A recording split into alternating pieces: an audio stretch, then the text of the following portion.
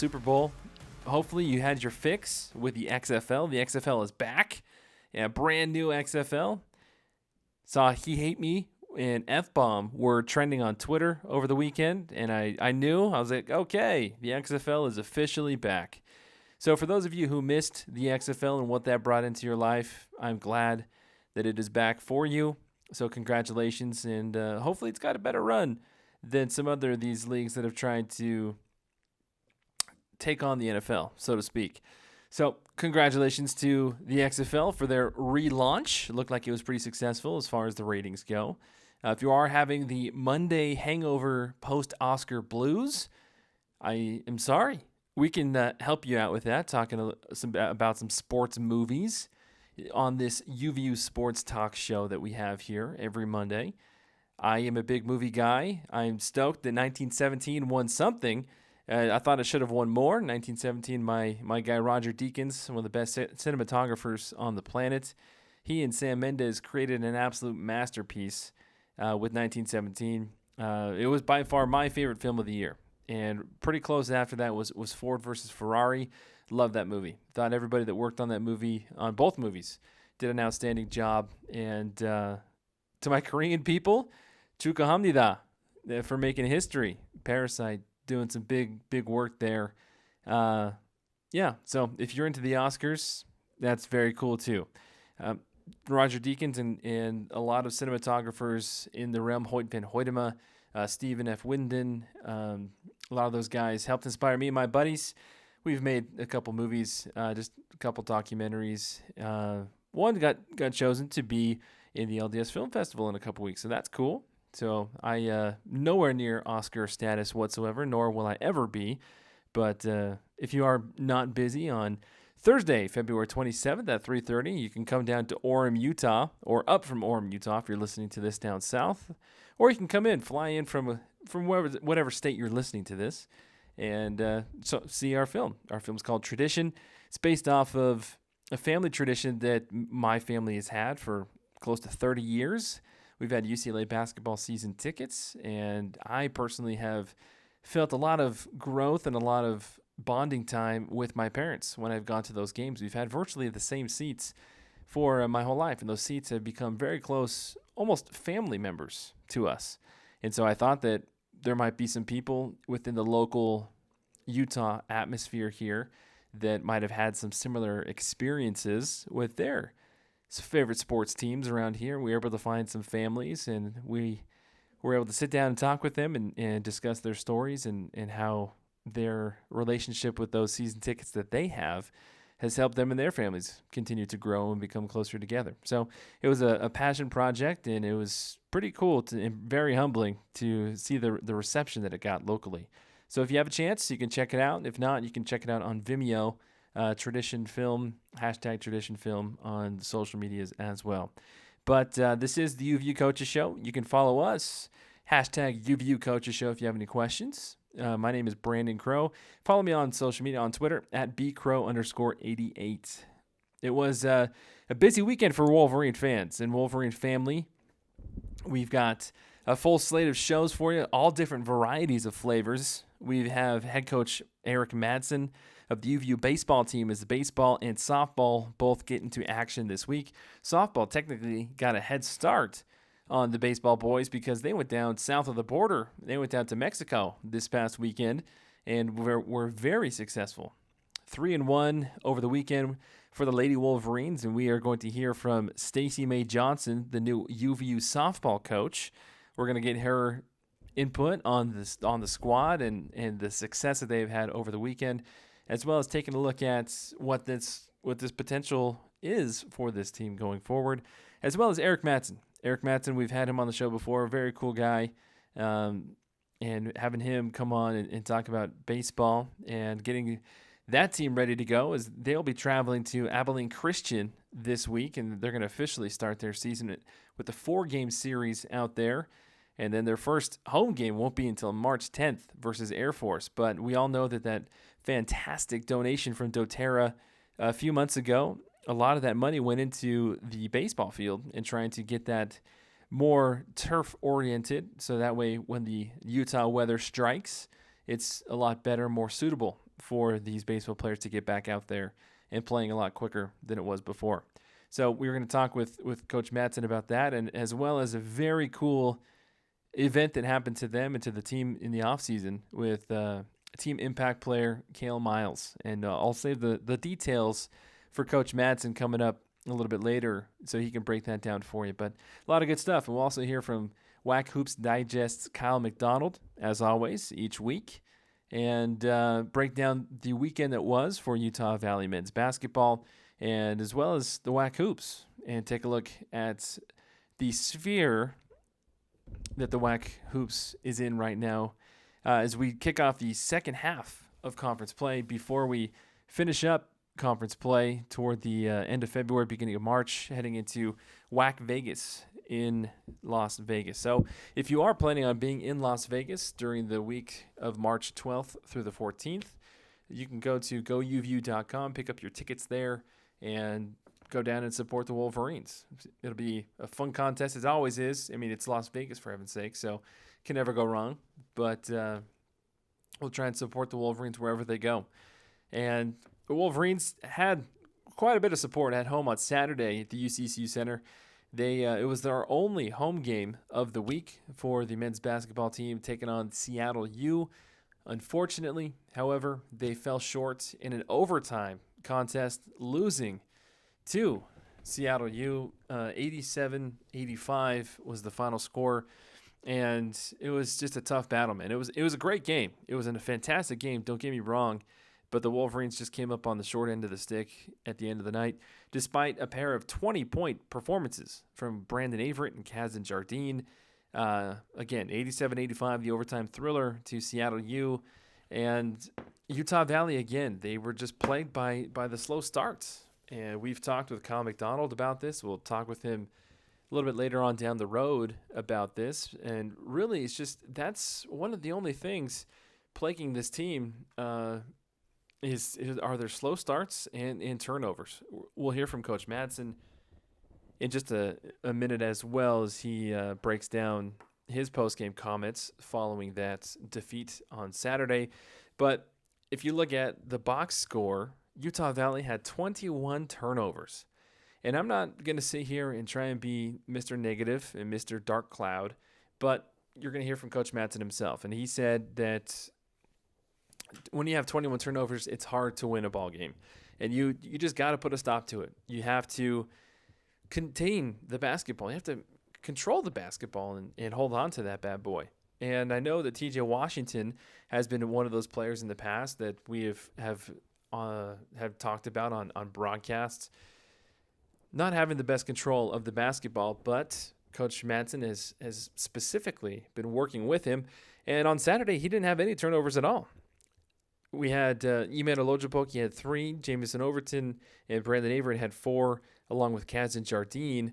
But other than that, TJ Washington was fantastic, and he had 9 assists. TJ Washington was contributing immensely to the team total 24 assists. So that is a positive stat to take a look at. So you had a bunch of players for Utah Valley with double figures. Eman Olojapok, who was clutch down the stretch and really kept the Wolverines in that game towards the end, had 13 points, 6 total rebounds as well, and a couple blocks to throw in there, doing what he does best. Jamison Overton had 6 points and 10 rebounds. Again, 10 rebounds from J.J. Overton. So another fantastic guard play there from him. T.J. Washington had 6 rebounds as well, with his 9 total points and 9 assists. Brandon Averett had 20 points. Kazan Jardine, 20 points again. Trey Woodbury had 6 points. Brandon Morley, 8 points.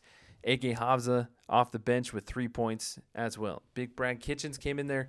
And honestly, talking about those slow starts, Seattle U got out to a quick start early, and Utah Valley trailed as much as 12 points in the first half.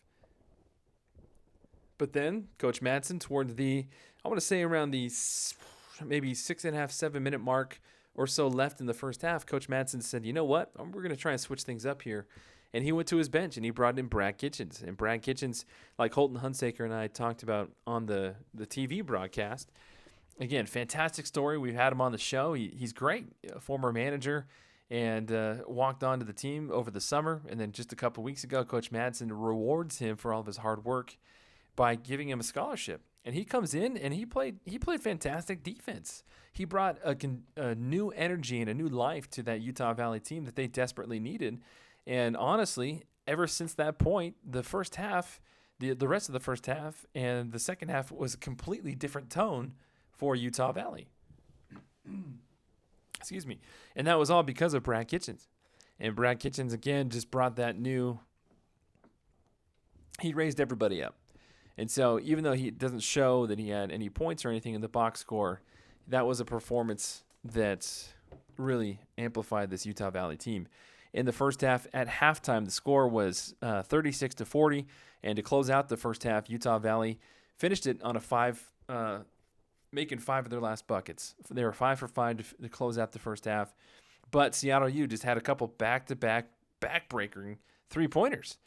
Right when Utah Valley was either going to try and tie it up or at least come close within one, then whether it was Morgan Means or Terrell Brown or Grigsby, they made a handful of three-pointers toward the end of that first half to keep that gap separated at 4 points. But Utah Valley stormed back, and they were able to tie in the second half. And then they ended up taking the lead in the second half. The second half saw 4 different lead changes, and the game was tied 7 different times. And the score at the end of regulation was all tied up. Utah Valley had an opportunity. They had a chance to win the game. And TJ Washington was isolated at the top of the key with about 5 seconds left, tried to make a move, and then the shot that he put up just came up short and sent us into overtime, where, again, it was another hotly contested battle, and Seattle U just came up with Morgan Means, who was just ice cold, who had the dagger with about 1.2 seconds left after Utah Valley missed their opportunities. Then Morgan Means comes down and puts up a floater over Eman Alojapoki, and honestly, Eman Alojapoki got a finger on it. And I initially called it that it was blocked because it was. But Morgan Means was able to get it enough on it to get past Eman Alojapoki's block, go off the glass, and eventually into the hoop. So that's how the game finished. But here is what Coach Mark Madson had to say about that post-game. I am proud of them. What I told them, here's what I told them in the locker room. I said, listen, we had 21 turnovers. Too many. We're not going to be able to win games like this with 21 turnovers. We're going to dive into the tape. You know, in a normal game, you're going to have between 5 and 12 turnovers. 21 is too much. So we're going to dive into the tape. We're going to find every single improvement thing at the margin, and we're going to improve upon it. I told them we're going to come back Monday, ready to work, ready to get better. And I said, when we get these things to click, nobody in the WAC is going to want to play us. A lot of breakaway points for UVU tonight. The Wolverines looked really good on the fast break tonight. More so, I think, than I've seen so far this season. Got to be pleased with that one. Well, I'm proud of our guys. You look at what Brandon Averett did in transition. You look at what TJ did in transition. Great pass aheads. Really unselfish play. And we either converted the layup or we got fouled. I was proud of Brandon late game, getting to the rim. He had a shot that just rimmed out. It was right there. He had one that went in that was spectacular. And so I could not be more proud of our guys. We have work to do. We have improvements to make because this is a game that we need to win as a university, as a team, and we will win these games as we go deeper in the conference. So again, you don't like moral victories, but Coach Madson, always positive, and that's one of the things you love about him. And he's never going to give up on his guys. So Utah Valley will learn from this. They're going to regroup, and like he said, he's going to try and buckle down and try and get those turnovers down and try and get this team ready for the hardest road trip of the season, really. Utah Valley will travel down to Texas to take on UTRGV on Thursday, and then they will go to Las Cruces and take on the Aggies of New Mexico State on Saturday. So you can hear both of those games right here on ESPN 960 with Jimmy McCullough. He'll be on the call, joined by Jason Erickson as well. So there will be no UVU Coaches Show in next week. Next week is the President's Day holiday, so There will be no UVU Coaches Show, but we're just getting started here. So we will have the next 45 minutes or so to fill your ears with delightful UVU information from head coach Eric Madson, Stacey May Johnson, and Kyle McDonald. So next is we'll talk some baseball with UVU coach Eric Madson. And we'll be right back on ESPN 960. UVU Alumni has gone digital. Download the new UVU Alumni App. It allows you to carry a digital version of your alumni membership card with you at all times. Get discounts at local and national retailers. See what perks your UVU Alumni membership has to offer, and stay current with upcoming alumni events. You can even find former classmates using the app. Download it today.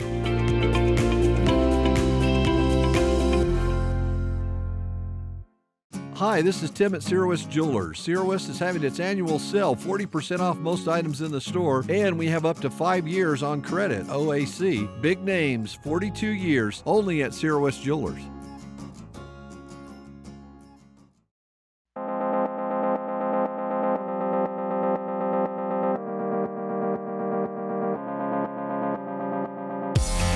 All right, everybody, welcome back to the UVU Coaches Show presented by the UVU Alumni Association. Brandon Crow with you here on ESPN 960.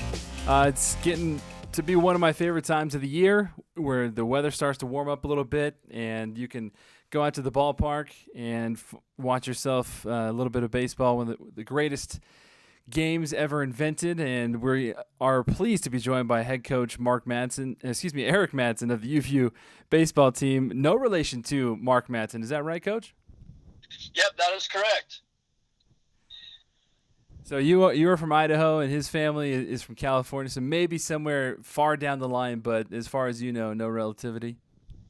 Yeah, I'm sure we're connected somewhere, but yeah, from what I know, we're not related. We're definitely not close relatives.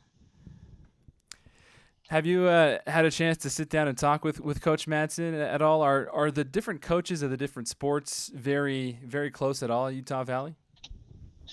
Yeah, we get to know each other. It's hard, especially with Mark and I. Mark came in and started going away, and by the time school started, we were going. We didn't get much of a chance to visit or meet each other for sure, but hopefully we'll get more of an opportunity to do that soon.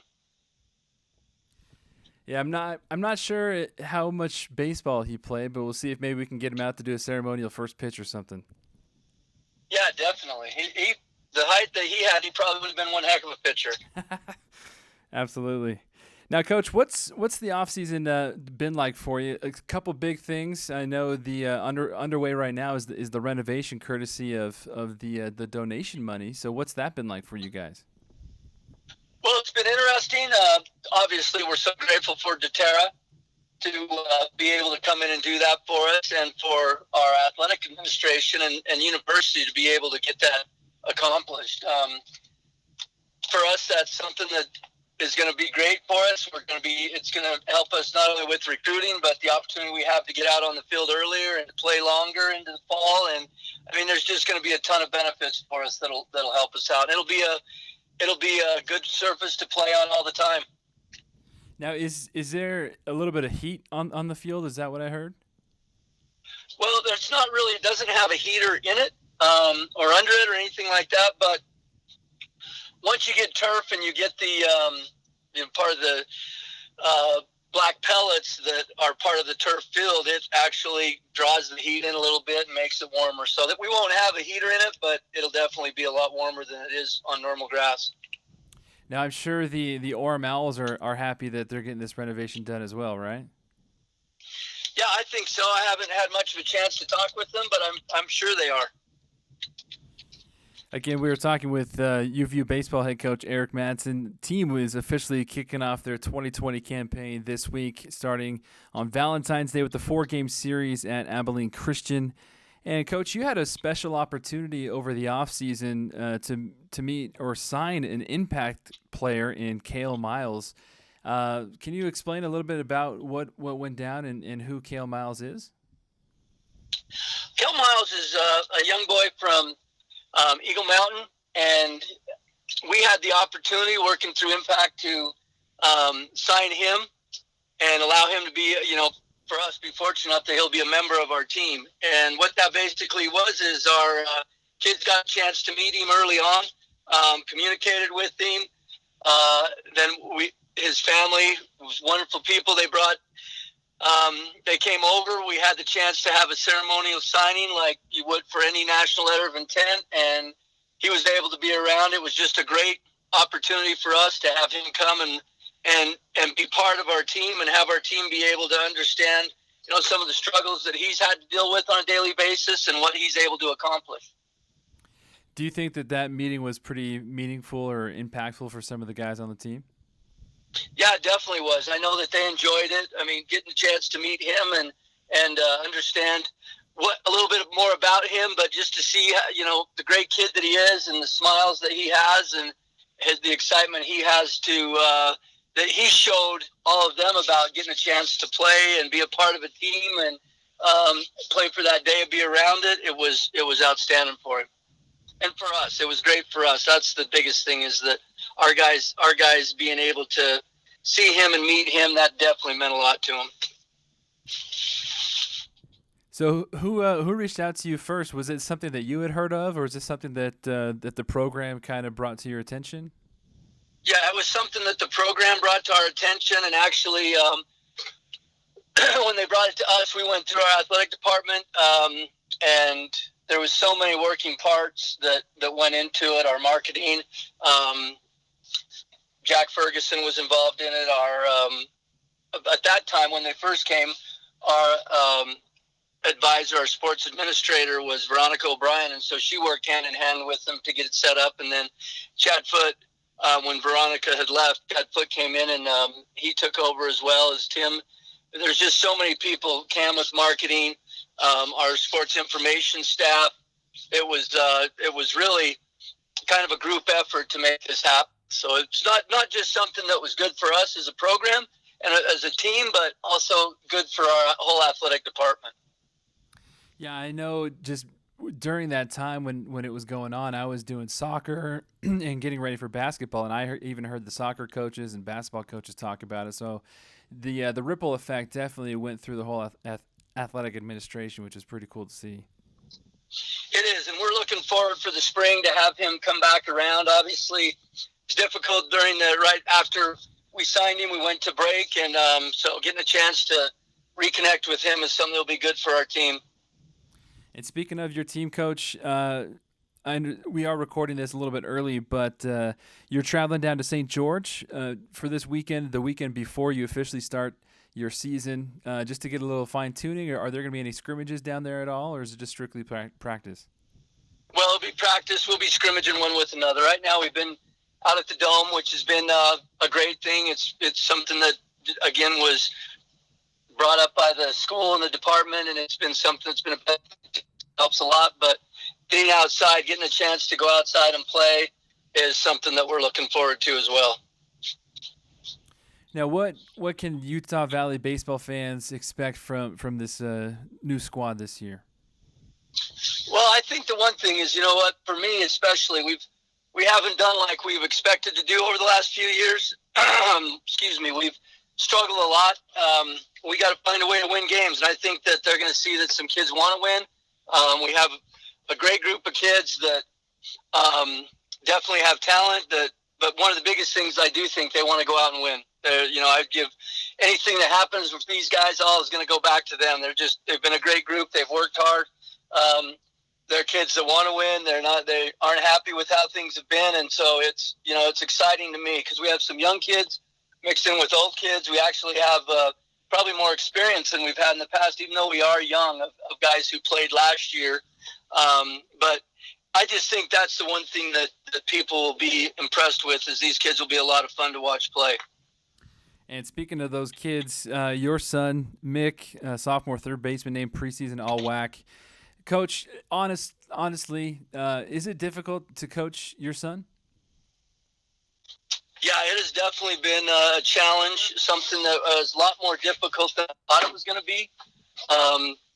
It's, probably for him, way more difficult than even for me.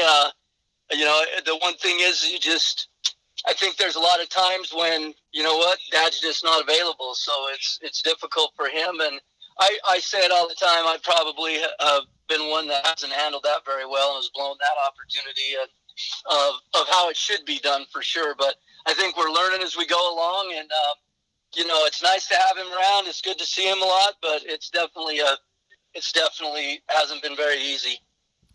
I know baseball was my number one sport, and all growing up, my dad was my coach, and he used to coach third. And every time I would come up, he would get frustrated. And one of our really good friends kind of pointed out that he would get more frustrated with me. And so then he ended up switching different coaching positions when we were up to bat. And I was just curious if you have seen any of that come with you, or if you made any adjustments as to anything like that at all. Yeah, I think it's difficult. I think I get, pretty frustrated, and because I think you want to see him do good as your son. And then also, though, it's you're trying to treat him like any other player and every other player, and you want to have patience with him. But unfortunately, I'm not that way very often anyway, so it's been difficult.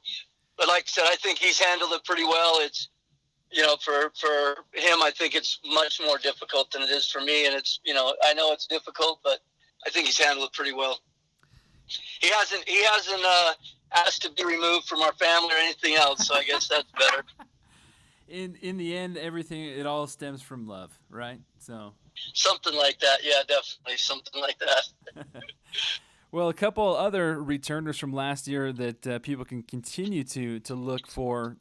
Senior pitcher Jessie Schmidt, one of the top relievers last year, finished second on the team in your ERA, as well as outfielder Alexander Marco, and then infielder Cade Polson. What can you say to their leadership with trying to help lead this team going forward?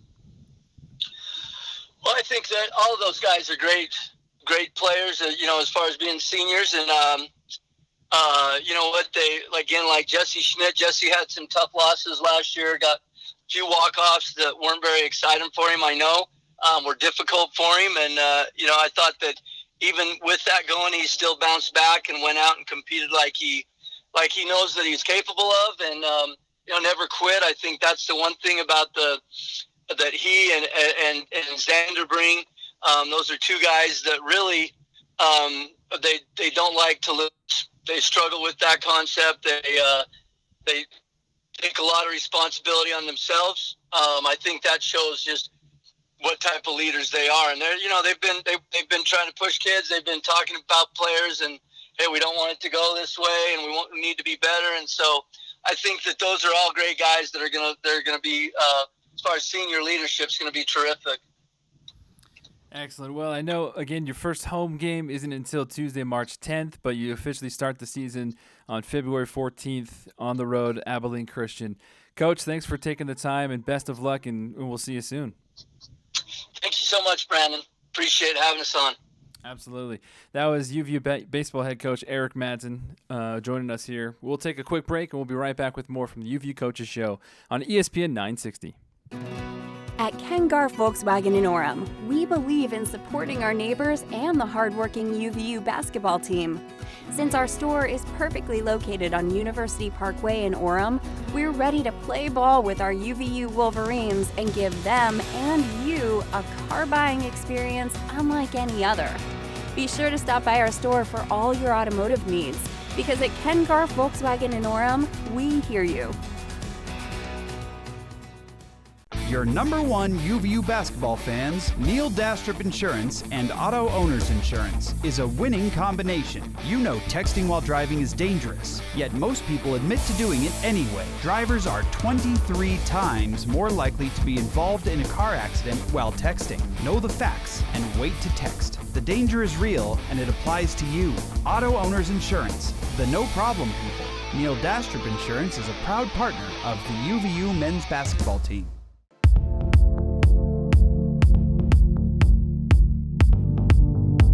Welcome back to the UVU Coaches Show, presented by the UVU Alumni Association. Brandon Crow with you here on ESPN 960. Like we talked about last segment with UVU baseball head coach Mark Madson, we got the spring sports kicking into gear, and that means softball is back in action as well. And there was some news in the offseason, and a new softball head coach in Stacey May Johnson for the Wolverines, and we are pleased to be joined by Coach Johnson. Coach, I know it's been a busy travel weekend for you. You were out of the country. You're in Mexico. Where are you guys currently at right now? Well, I'm actually in the Denver airport. I don't know if you can hear a lot of noise behind me, but we are on our way back from Mexico. We'll get in late tonight and get back after it tomorrow. Is that the first time you've ever been to Mexico? I have been to Mexico, but never for softball, just for vacation when I was a kid. Gotcha. So now, Coach, for those who might not know, where are you from, and where does your softball background come from? Yeah, so most recently I was an associate head coach at Eastern Kentucky University. Had a few stops before that, Purdue, Louisville, Iowa, and I spent a lot of years playing professionally as well. I had the chance to play for a long time. So, I just love the game. I can't get enough of it, and I'm really excited to see the head coach at UVU. Now, where did your love of softball come from? Did you learn that? Was it something from your parents or a brother, sister, or friend growing up? I signed up for everything when I was a kid. We, just multi-sport athlete, played everything, just loved to compete, just loved to be out on the court, field, anywhere I could be. What ended up happening over the years was I just excelled at softball. More so than the other ones, and I think really more than anything, I love to compete. And if I had been best at something else, I might have gone a different route. But this is the game that was for me, and so I've just stayed in it, and I plan to stay in it, for the long run. So if it wasn't softball, what was the next sport right after that for you? Oh, honestly, I got into it much later, but probably golf was probably the highest natural aptitude I had for a sport, but I didn't start playing till I was 17, so I didn't really have a chance in that one. Well, that is at least that's a sport that you can continue to play well until your golden years. That's the plan, as much as I can. So now, Coach, what was it like in the process of coming here to Utah Valley? How did you hear about the job? Well, I actually just I saw it online. It was advertised nationally online, and I thought, man, that's something that really interests me. And it all happened really quickly. The whole process really took about less than 10 days. From finding out about the job to actually accepting the job. It was a whirlwind. Now, had you ever been to Utah before? I grew up in Nevada. I grew up in Reno. Okay. But I hadn't really been to Utah other than passing through. But I grew up out west. I've been to national parks. I've spent time outdoors, and so I knew that the mountains, Utah, would be a great fit for me and for my family. Now I know it was kind of pretty quick, the process between you becoming the head coach and then trying to get practice ready for season just in a couple months. But did you have any challenges of trying to get the girls ready for the season with the harsh winter conditions here in Utah at all? Well, we're indoors, and that's not ideal. Just always taking ground balls on turf and not really experiencing the elements. But I'll tell you what, they came out in Mexico, and it didn't really seem to matter too much because they got the job done just fine.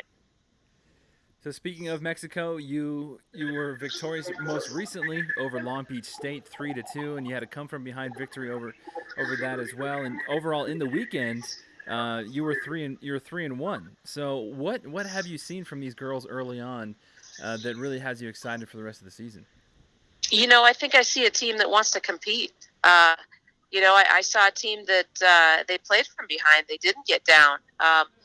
And early on in those games, it felt like we were going to have a hard time scoring runs. But they fought, and we had really, really solid outings from our pitching staff in those games as well. So this is an athletic crew. They run well. They move well. They hit well. They're defensively well. They had some really, really solid pitching performances. But above and beyond that, I think the main thing is that these girls, they want to win. They want to compete, and they're not scared. They're not scared to go out there and fight for what they want. I loved a tweet you had. It was actually earlier on Sunday. You said the Utah Valley, they posted a video of the celebration after you defeated you won 3-2, and your tweet said, "Watch the celebration, the hugs, the smiles, the excitement, not just the ones on the field, but the ones coming off the bench too." And you said that when you see that excitement, it makes you think that you got a special group there with you. No doubt about it. That's exactly right. When I watched that video, I mean, obviously the team coming off the field was really pumped up about winning the game, and but what you can't tell was that a lot of in the hugs and high fives, they were people that either saw limited time in the game or didn't see time at all, and they were just as excited as the people on the field, and that's who we are. That's who we want to be. We want to be a group that's more about us than we are about I. And man, I think these girls are really starting to get that. It's exciting to watch, when they can really just for lack of a better way to say it, they just lay down their lives for each other. That's a family. That's what a family looks like. And I've only been here for 3 weeks, but man, I'm seeing the early signs of that, and I'm excited. Yeah, baseball was my number one sport growing up, and so a very familial feel seeing those celebrations. And when you know that the guys in the dugout have your back, or in your case, the girls in the dugout have your back no matter what, and they're not worried about their playing time, but they're just focused on the team effort, that's when you know that the team's going to go in the right direction.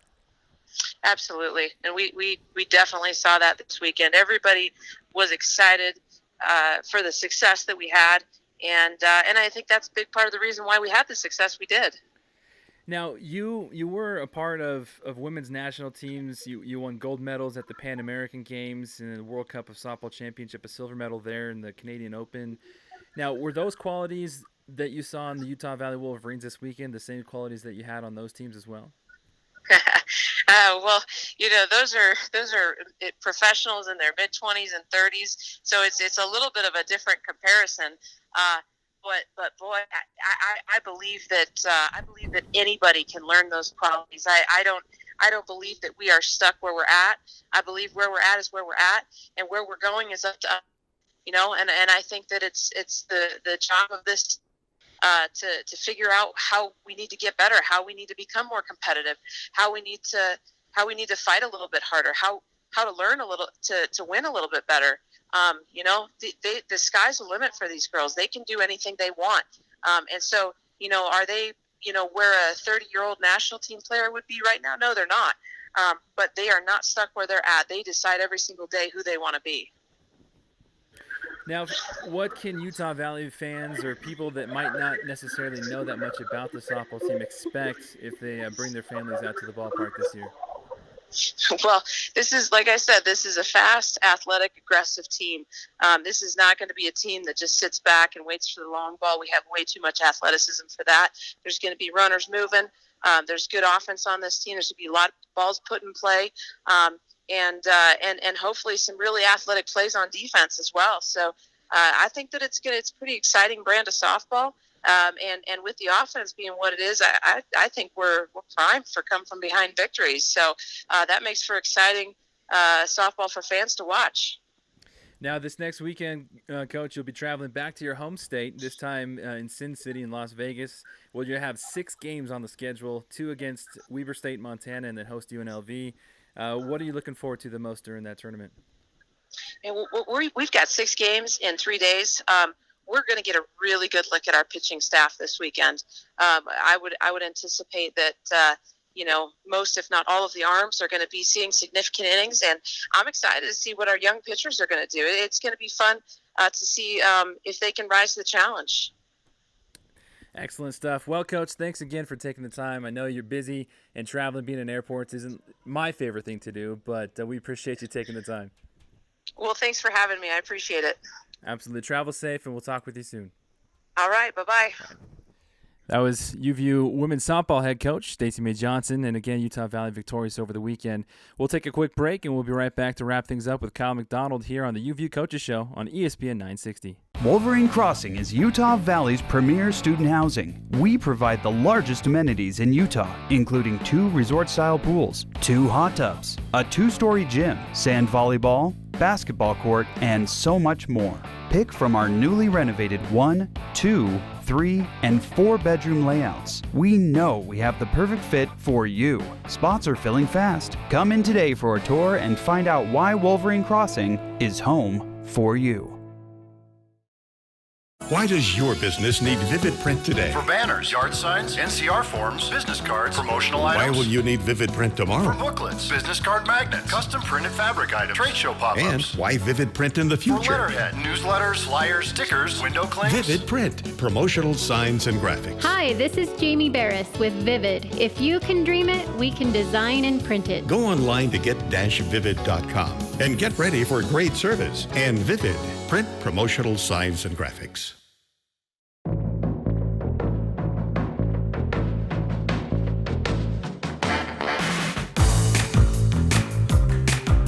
All right, folks, welcome back again to the UVU Coaches Show, presented by the UVU Alumni Association. It's been a good show so far. We've heard from some sound bites from Coach Madson post-game on Saturday. We've heard from head coach Eric Madson for UVU baseball and from Stacey May Johnson for UVU softball. And now to finish off the show, we'll dive right back into the world of men's basketball and WAC hoops with our weekly guest and friend of the program, Kyle McDonald from WACHoopsDigest.com. Kyle was battling some sickness, but he is fully healthy and back with us. Kyle, you taking your medicine, my man?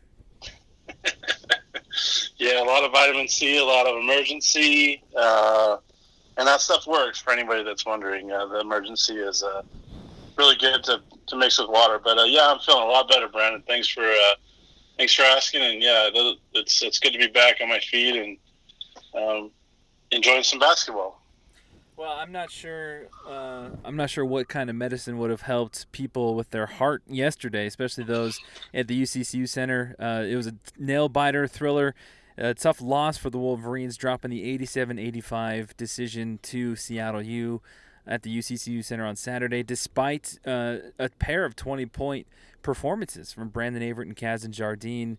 It was UVU's only game this week of the week before they head on the road to their nastiest road trip this week. But what were your well, Kyle, I know you sat behind me in media row, and we've talked a lot about transition with this Utah Valley team and how different they are when they do play transition. And we saw spurts from that yesterday. And without Isaiah White on the court, honestly, that was the first real complete game that we've seen from the Wolverines, even though they didn't come up with a W, in my opinion. Yeah, I mean, I remember I texted you. It was early in the second half when they went on that little 9-0 run to kind of take the lead there, and all 9 of those points came on transition buckets, and it was amazing how quickly they scored. I mean, a lot of it came off. A few of them came off steals. Others came off of long rebounds, and they got out and ran. That's what this team is really built for, is to get out in transition. But, excuse me, like you said, yesterday was kind of a complete game. It looked a little iffy there early in the first half, but towards the middle of the first half and then into the second half, they executed at a high level, found the open guy, got, the shots that they wanted. There was a possession that they had in the middle of the first half where Kazan Jardine ended up getting a little jumper in the key, and I tweeted out that was the best possession because it seemed like every UVU player touched the ball in that possession.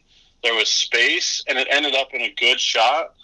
And yeah, that was something we really haven't seen this year from Utah Valley. Was a complete game where they executed at a high level, got a lot of the shots that they wanted. Fortunately, it ended up in a loss, but still, that's something that they can build on and say, hey, look, we executed at a high level. We're capable of doing this night in and night out. So let's just build on it and get more confidence doing that. And it was fun to watch. That was a fun game to be at and be a part of and to watch. And it showed glimpses of hope for the Utah Valley Wolverines. I know that the box score for Utah Valley this season doesn't reflect necessarily what goes on the court, really what we've seen from this team. A lot of decisions lost by the Wolverines in less than 5 or less than 6 points throughout the season, but I know moral victories, nobody likes to be nobody likes those. It's kind of like a cop-out, I guess, so to speak, but you have to think that with all these grinding efforts that the Wolverines have had, you have to think that it's going to pay off, or at least has to pay off, come WAC Vegas time, don't you think? Well, let's think about this. 4 of the 6 losses that Utah Valley has in conference play right now have been by 5 points or less.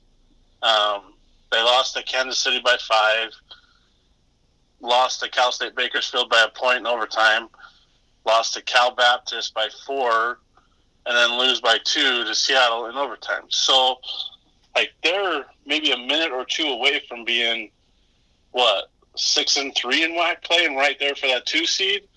So it's understanding and having confidence in the fact that, look, we can play with anybody.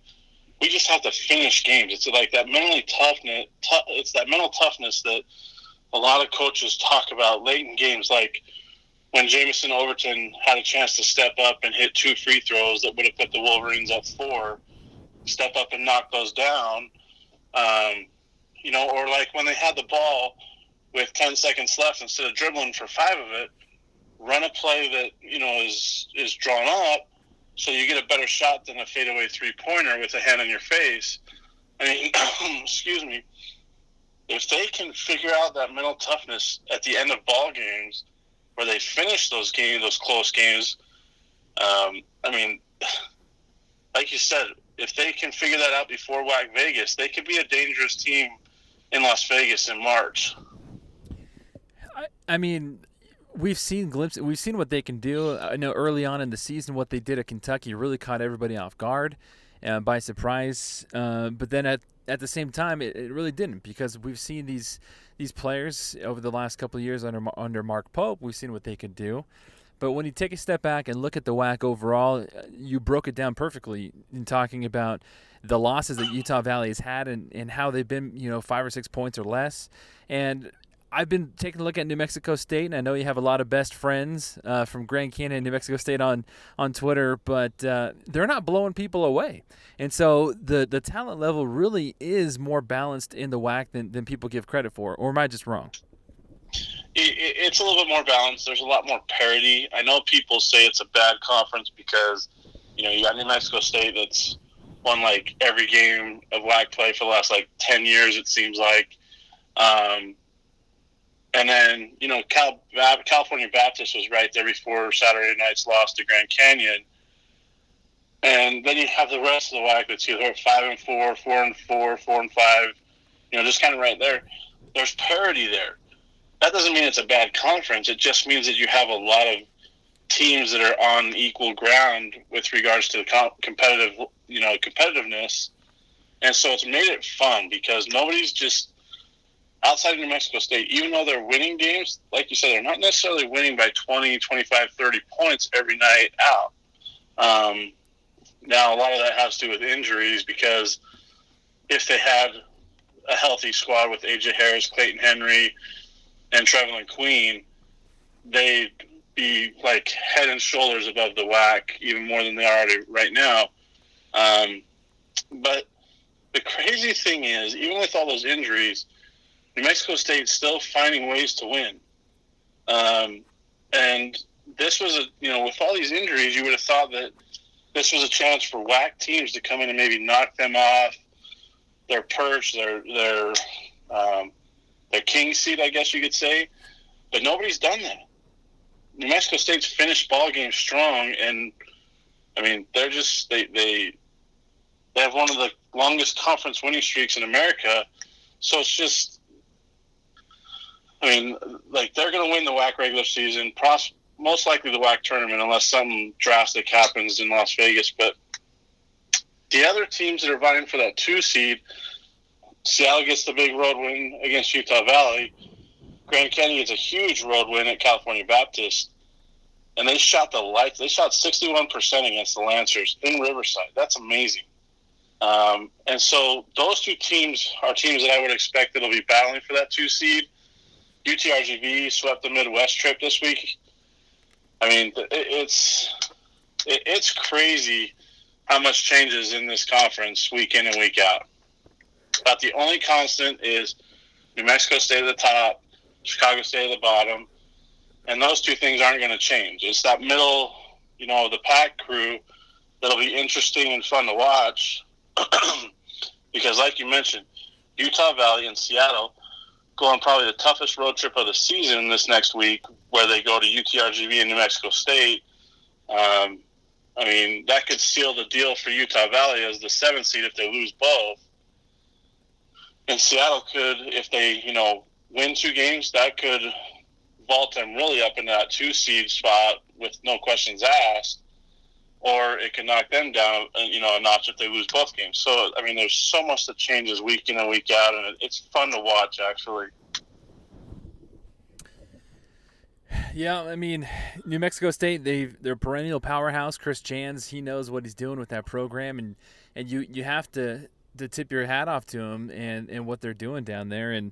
And people like to hate what they ain't, and they like to throw shade at greatness, but New Mexico State, they raised the level of everybody else in the conference, and so they're a fantastic school and fantastic squad to have in this mix here. Now, well, after the game on Saturday, I'm not sure if you were around or not. It was kind of noisy, but Coach Madson was talking to Jim McCullough and Josh Kalunke in the post game, and when asked about this road trip, it'll be the first time that Coach Madson has gone on this road trip. And when asked about the difficulty of it, he said that he believes, based off of what he's seen, that his team doesn't back down in hostile environments, and they go out and they make the most of it. And we saw how close it was, eventually becoming victorious for the first time since 2014 in Grand Canyon, and we saw what they did in Lexington, and we saw what they did at UAB earlier on this season. Are you throwing away all possibilities of Utah Valley coming away with the miracle, or what are you expecting this week from the Wolverines?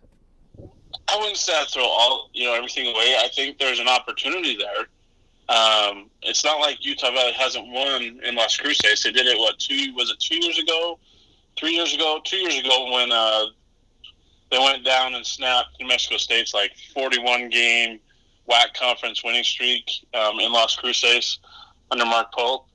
It was a little bit different team, but still, that's a pretty impressive streak to break. But, I mean, there's possibility there. And you remember when they played up here in Orem, it was a 2 or 3 point game midway through the second half before New Mexico State went on an 18-1 run and, opened the game opened the game up. So it's not like they can't match up and they can't play with New Mexico State.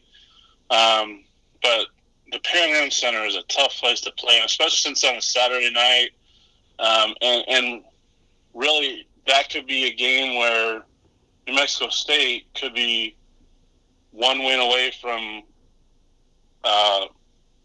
earning the WAC regular season title, because they have a 3-game lead right now in conference play over California Baptist. So, I mean, if they win Thursday night and then win Saturday night over Utah Valley, they're 1 game away from clinching the WAC regular season title, because there's only 4 games left to play.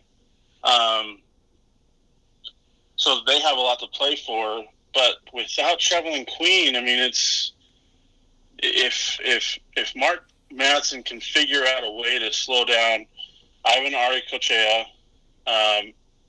and Jabari Rice, somehow, some way, Utah Valley could pull off a miracle, pull off the upset, that nobody's expecting them to pull off. But playing in the Pan Am Center is a tough place to play, especially when you're coming off a Thursday night game at UTRGV against a physical pressure defense team that gets up and down the floor. And then the travel is just is miserable because there's layovers and so forth, flying into Edinburgh and then flying into El Paso. So it's a tough trip.